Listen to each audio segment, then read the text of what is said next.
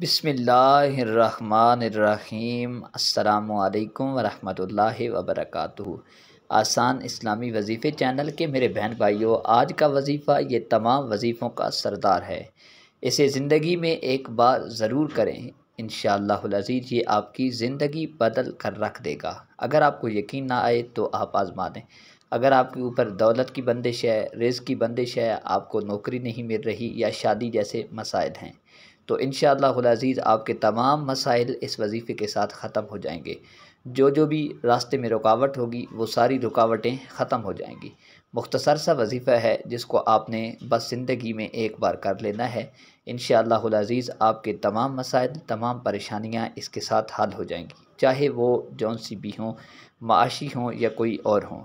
तो आपने इस वजीफ़े को मेरे बहन भाइयों करना ऐसे है, मेरी बहनें भी कर सकती हैं और मेरे भाई भी कर सकते हैं इस वजीफ़े को आपने किसी भी टाइम कर लेना है, जब भी दिन के अंदर, सिवाय जो टाइम होते हैं ज़वाल के, उनके अलावा, यानी कि सुबह जब सूरज तुलू हो रहा होता है उस टाइम, और दिन ज़वाल के टाइम, और शाम जब ग़ुरूब हो रहा होता है, उसके अलावा जिस टाइम भी आप करना चाहें आप इस वजीफ़े को कर सकते हैं।